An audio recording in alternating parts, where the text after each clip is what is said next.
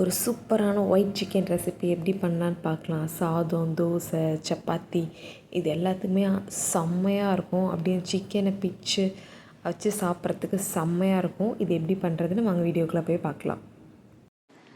கடாய் நல்லா சூடானோன்னே தேவைக்கு அதிகமாகவே 2 ஸ்பூன் எண்ணெய் சேர்த்து ஊற்றிக்கோங்க. இந்த டிஷ்க்கு எண்ணெய் அதிகமாக சேர்த்துக்கும் போது உங்களுக்கு இன்னும் டேஸ்ட்டு நல்லா கூடுதலாக வரும். 2 பிரியாணி இலை, ஒரு சின்ன துண்டு பட்டை, இது 2ஐயும் உடச்சி சேர்த்துக்கலாம். 1/4 டேபிள் ஸ்பூன் சோம்பு, ஒரே ஒரு கிராம்பு சேர்த்துக்கலாம். காரத்துக்கு வரமிளகாயும் பச்சை மிளகாயும் சேர்த்துக்கலாம். நான் ஒரு 5-6 வரமிளகாயும் 2 பச்சை மிளகாயும் சேர்த்துக்கிறேன்.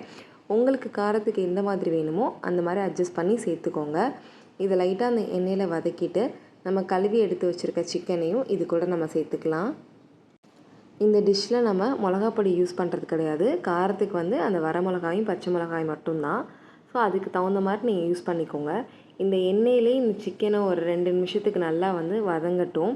அந்த சிக்கன் எப்படின்னா ஒரு ஒயிட் கலரில் வரும். இந்த மாதிரி வர வரைக்கும் அந்த எண்ணெயிலே வதங்கட்டும். இந்த ஒயிட் கலரில் வந்ததுக்கப்புறம் நம்ம அரைச்சி வச்சுருக்க இஞ்சி பூண்டு பேஸ்ட் சேர்த்துக்கலாம். இஞ்சி பூண்டு பேஸ்ட்டையும் சிக்கனையும் நல்லா சேர்த்து நல்லா வதக்கி விட்டுக்கலாம். ஒரு 2 நிமிஷம் க்ளோஸ் பண்ணி வச்சுட்டு ஓப்பன் பண்ணிங்கன்னா அந்த நல்லா இஞ்சி பூண்டு பேஸ்ட் அதுலேயும் நல்லா பிரிஞ்சு நல்லா வந்திருக்கும். அந்த ஸ்டேஜில் நம்ம தேவையான அளவுக்கு உப்பு சேர்த்துட்டு நல்லா பெரட்டி விட்டுட்டு நம்ம க்ளோஸ் பண்ணி வைக்கலாம். இந்த டிஷ் ரொம்ப டக்குன்னு பண்ணிடலாம். ஒரு 15 நிமிஷத்தில் இந்த சிக்கன் நல்லாவே வெந்துடும்.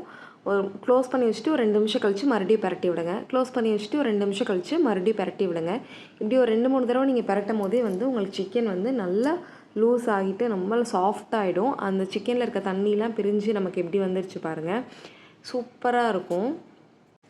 சாதம், சப்பாத்தி, தோசை இது எல்லாத்துக்குமே அந்த சிக்கனை பிச்சு அந்த தோசையிலையும் சாதத்துலேயும் நீங்கள் வச்சு சாப்பிடும் போது சூப்பராக இருக்கும். இப்போ நான் சாதத்தில் தான் கொஞ்சம் சாப்பிட்றேன்.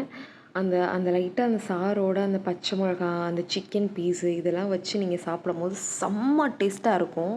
கண்டிப்பாக அதை நீங்களும் ட்ரை பண்ணிட்டு எப்படி இருக்குன்னு கமெண்ட் செக்ஷனில் சொல்லுங்கள்.